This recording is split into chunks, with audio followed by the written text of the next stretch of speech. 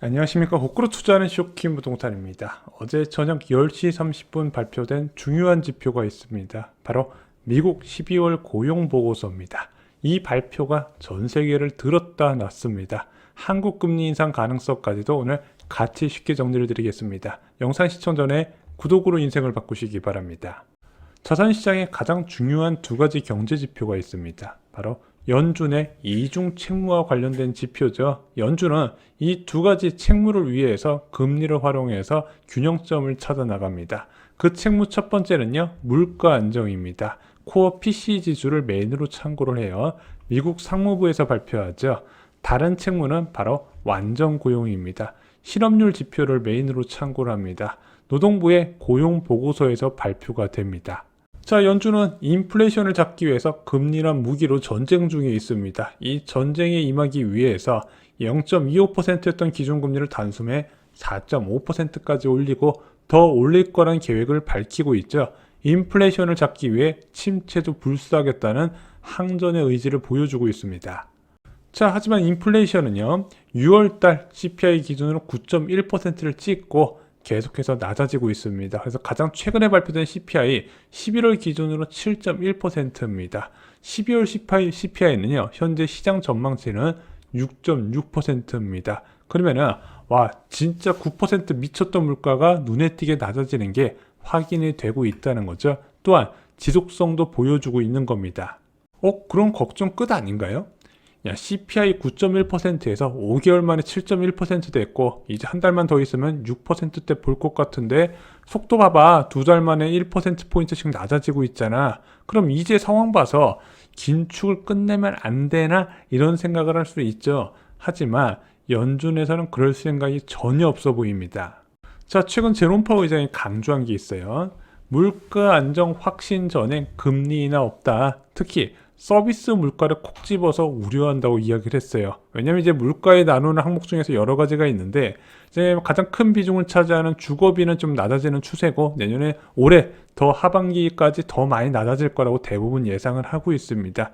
왜냐면 미국 이제 주택 시장은요, 30년물 모기지 금리와 연계가 되는데 지금 30년물 모기지 금리가 너무 높은 수준이다 보니까 지금 주택 가격이 낮아지고 그와 연계된 렌트비도 낮아질 거라고 보는 거죠.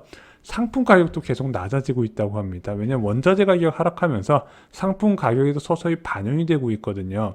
그런데 비주거 서비스 물가가 계속 높은 수준을 유지하면서 시장 불안을 이끌고 있다고 합니다. 제롬 파월 의장은 이 서비스 물가가 인플레이션의 고착화를 만든다고 우려하고 있다는 거죠.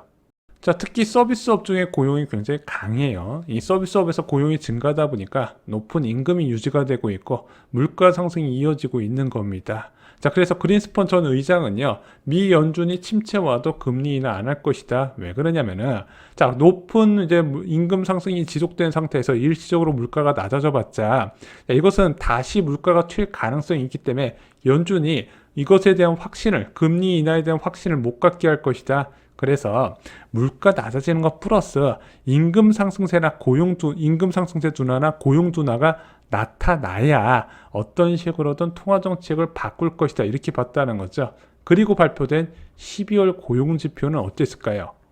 자, 첫 번째 실업률입니다. 3.5%가 나왔습니다. 또 완전 고용 상태가 나왔어요. 예측치 3.7%, 11월 실업률 3.7%보다 낮았습니다. 아이고야, 이러면 안 되는데. 자, 두 번째는 비농업 고용지수입니다.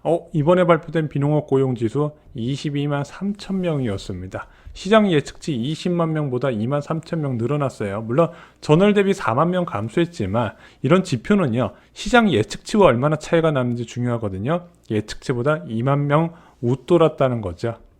자, 실업률과 비농업 고용지수 이 두 가지만 보면은요, 연준은 매파적인 움직임을 지속할 수밖에 없을 거로 보여집니다. 그래서 처음에 기사가 딱 떴을 때 여전히 뜨거운 고용시장 수급 불균형 지속이다, 이런 기사가 나왔죠. 연준이 또 칼춤을 추겠구나, 금리 인상 갖고. 그런데 세 번째 지표가 불안을 어느 정도 달래주게 됩니다. 바로 시간당 평균 임금입니다. 4.6% 상승한 것으로 발표가 됐습니다. 시장 예측치 5.0% 그리고 전월에 5.1%보다 한참 낮았다는 거죠. 타이트한 미국 노동시장의 상황이 어느 정도 개선되는 게 아니냐, 이런 희망이 여기에 담겨져 있었다는 겁니다. 그리고 이 지표가 주식 투자자한테 구세주 같은 역할을 하게 됐다는 거죠.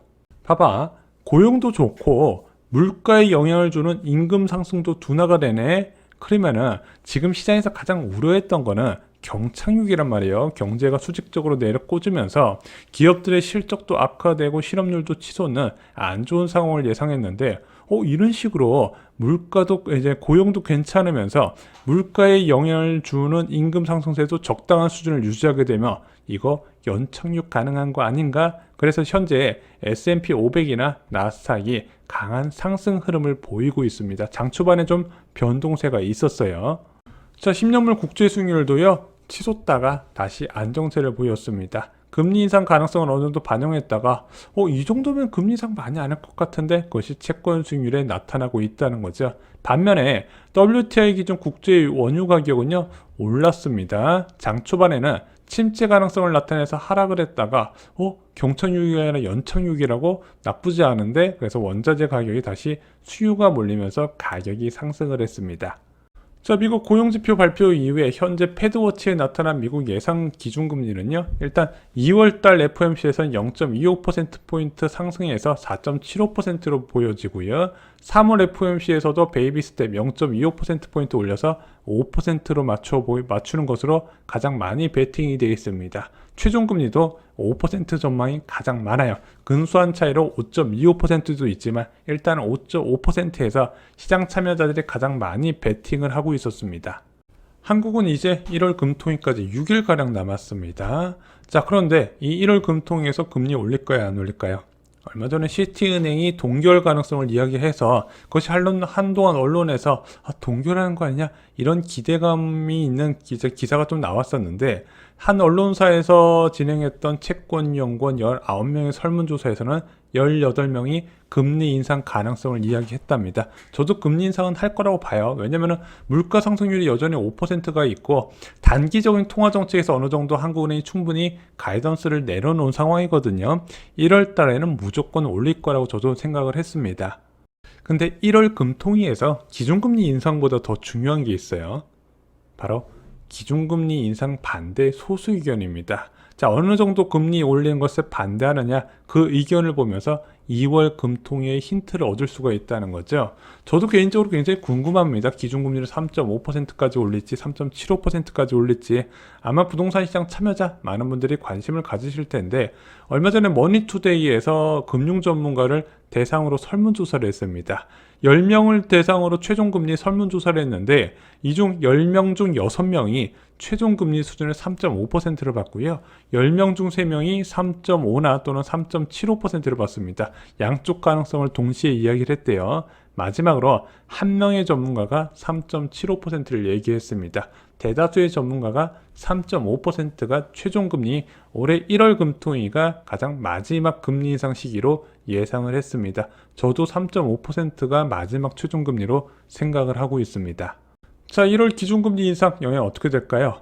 3.25%에서 3.5%로 오르게 됩니다. 자, 물론 이 기준금리는요, 저는 이렇게 생각을 합니다. 사람들 심리에 큰 영향을 준다. 대다수가 이 기준금리를 보면서 현재 금리 상황을 파악하거든요. 그리고 특히 11월 달이나 1월 달에 금리 인상을 하게 되면 부동산 시장에 영향이 적지 않다 말씀을 드렸습니다. 왜냐면은 이제 겨울철에 입주 물량이 몰리면서 부동산 시장이 굉장히 예민해지기 때문이죠. 자, 하지만 이 금리 인상으로 주택가격이 추가로 하락할 것인가? 저는 그렇게 보지는 않습니다. 왜냐면은 실질 기준금리 현재 4.0% 수준에 이미 맞춰져 있어요. 자, 유동성 부족 상황과 그리고 여러 가지 기준금리 인상 가능성을 선반영한 것에 대한 결과라고 생각합니다. 실질 기준금리가 4%나 됐기 때문에 예금금리가 4.2에서 4.4%까지 주고 있고요. 대출금리가 4.8에서 5.5가 나오고 있는 겁니다. 그래서 1월 금통위가요, 현재 빠르게 낮아지고 있는 시장금리 흐름을 저는 바꾸기는 어려울 것으로 보고 있습니다. 자, 이제 더 중요한 것은 첫 금리 인하 시점이죠. 아까 말씀드렸던 머니투데이 설문조사에서 10명 중 1명은 올해 3분기에 첫 금리 인상 가능성을 이야기했고요. 10명 중 5명은 올해 4분기 금리 인상 가능성을 이야기했습니다. 마지막으로 10명 중 4명은 내년 금리 인상 가능성. 그래서 아직까지는 뭐 전문가들마다도 첫 금리 인하 시점에 대해서 의견이 나눠지는 것 같습니다. 올해 낮춘다가 6명이고 내년에 낮춘다가 4명이었어요. 자, 그럼 미국은 언제 금리를 낮출까요? 아무래도 미국에서 금리를 빠르게 낮추게 된다면 대한민국도 같이 편하게 낮출 수 있는 환경이 만들어지는데, 해외 IB에서는 대부분 최종금리가 5에서 5.25%, 그리고 금리 인하는 내년 말부터, 즉 올해 말, 왜냐면 이게 2022년 12월 기사거든요. 그래서 올해 말에 금리 인하 가능성을 보고 있다고 합니다. 물론 올해 말에 금리 인하 한다는 것에 대해서 좀 안 좋게 보시는 분들이 많이 있는데, 과거에 급격한 인플레이션 이후에 얼마나 고금리 기간을 유지했나? 평균 6개월 정도라고 말씀을 드렸죠. 올해 유지를 안 했더라고요. 자, 주식 투자하시는 분 입장에서는 미국 고용 지표가 이제 최악은 아니었다고 생각을 합니다. 그리고 한국의 1월 금통위의 영향에 대해서도 오늘 좀 쉽게 정리를 드렸습니다. 오늘 영상이 마음에 드셨다면요, 구독과 좋아요 꼭 부탁드립니다. 감사합니다.